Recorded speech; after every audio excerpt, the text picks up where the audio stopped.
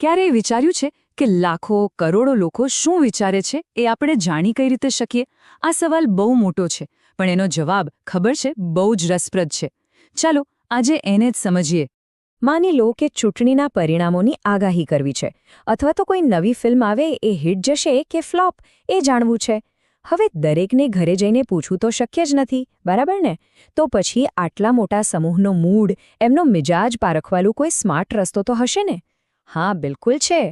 અને એનો જવાબ મજાની વાત એ છે કે આપણા રસોડામાં જ છુપાયેલો છે. વિચારો, જ્યારે ઘરે સૂપ બને ત્યારે એનો સ્વાદ કેવો છે એ જાણવા માટે આખી તપેલી પી જવાની જરૂર પડે છે? ના ને, ખાલી એક ચમચી, બસ એક ચમચી જ પૂરતી છે.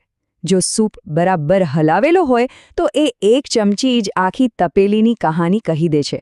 બસ આ જ તો છે સેમ્પલિંગ, એટલે કે નિદર્શનનો જાદુ. હવે આ જે સરળ વિચાર છે ને, એને જ ટેકનિકલ ભાષામાં નિદર્શન પદ્ધતિ એટલે કે સેમ્પલિંગ મેથડ કહેવાય છે. આપણી સૂપની તપેલી એ છે સમષ્ટિ, એટલે કે આખો સમૂહ જેના વિશે આપણે જાણવું છે. અને પેલી એક ચમચી સૂપ એ છે નિદર્શ, એટલે કે સેમ્પલ. અને જે રીતે આપણે એ ચમચી ભરીએ છીએ, બસ એ જ છે આપણી નિદર્શન પદ્ધતિ. આ કોઈ અંદાજો નથી, પણ એક વૈજ્ઞાનિક પ્રક્રિયા છે. તો સવાલ એ થાય કે આ ચમચી ભરવી કઈ રીતે? શું ગમે તેમ ભરી લેવાય? ના, બિલકુલ નહીં. જેમ અલગ અલગ વાનગી બનાવવાની રીત અલગ અલગ હોય, એમ જ નિદર્શન કરવા માટે પણ જુદી જુદી પદ્ધતિઓ છે. આપણે મુખ્યત્વે 3 પદ્ધતિઓ જોવાના છીએ: સરળ યાદચ્છિક નિર્દેશન, સ્તરિત યાદચ્છિક નિર્દેશન અને પદ્ધતિસર નિર્દેશન. આજે આપણે શરૂઆત કરીએ સૌથી પહેલી અને કહી શકાય કે સૌથી પાયાની પદ્ધતિથી. સરળ યાદચ્છિક નિદર્શન. નામ સાંભળીને જ લાગે કે આ તો કંઈક એકદમ સીધું સાદું હશે. અને હા, એ છે પણ આમાં જે યાદચ્છિક શબ્દ છે, એટલે કે રેન્ડમ, એનો સાચો મતલબ શું થાય? આખી ગેમ સમાન તકની છે. મતલબ કે જો કોઈ ગ્રુપમાં 1000 લોકો હોય તો દરેક વ્યક્તિને પસંદ થવાની બરાબર સરખી તક મળે છે. કોઈની તરફેણ નહીં, કોઈની સાથે ભેદભાવ નહીં. એકદમ લોટરી જેવું. વિચારો કે એક મોટા બોક્સમાં બધાના નામની ચિઠ્ઠીઓ છે અને આંખ બંધ કરીને કોઈ એક ચિઠ્ઠી ઉપાડવામાં આવે. બસ આ જ છે સરળ યાદચ્છિક નિદર્શન. અને જુઓ, આ સ્લાઇડમાં આપણે સીધા મૂળ સ્ત્રોત પર જ નજર કરી રહ્યા છીએ. અહીં પણ એ જ વાત પર ભાર મુકાયો છે. પ્રત્યેક એકમને સમાન તક. આ એક લાઇન જ આખી પદ્ધતિનો પાયો છે. આના વગર તો આ પદ્ધતિ કામ જ ન કરે. તો સવાલ એ થાય કે આ પદ્ધતિ વાપરવી ક્યારે? અહીં એક બહુ જ મહત્વનો પોઈન્ટ છે. આ પદ્ધતિ ત્યારે બેસ્ટ કામ કરે છે જ્યારે આખો સમૂહ, એટલે કે આપણી સમષ્ટિ, એ સમાંગ હોય. સમાંગ એટલે કે જેના બધા સભ્યો લગભગ એકસરખા હોય. ચાલો ફરીથી આપણા સૂપ પર જઈએ. જો સૂપ બરાબર મિક્સ થયેલો હોય તો ગમે ત્યાંથી ચમચી ભરો, સ્વાદ તો સરખો જ આવશે. પણ વિચારો, જો બધા શાકભાજી તળિયે બેસી ગયા હોય તો શું એક ચમચી સાચો ટેસ્ટ બતાવશે? ઓકે, તો એ તો સમજાઈ ગયું કે આ એકદમ લોટરી જેવું છે.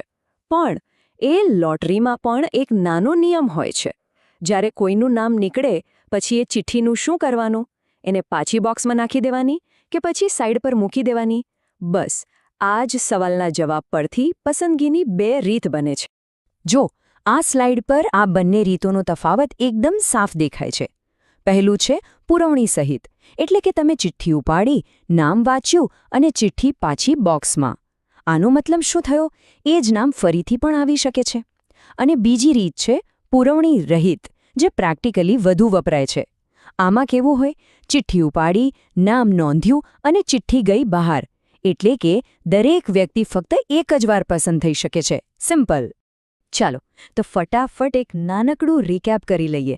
અત્યાર સુધી આપણે જે પણ સમજ્યા એમાંથી કઈ મુખ્ય વાતો યાદ રાખવાની છે? તો આ રહ્યા 4 કી પોઈન્ટ્સ. નંબર 1, અને સૌથી અગત્યનું, દરેકને પસંદ થવાની સરખી તક. નંબર 2, આ બધી જ સેમ્પલિંગ પદ્ધતિઓનો પાયો છે. નંબર 3, આ પદ્ધતિ ક્યારે બેસ્ટ કામ કરે? જ્યારે સમૂહ સમાંગ હોય, એટલે કે બધા સભ્યો એકસરખા હોય.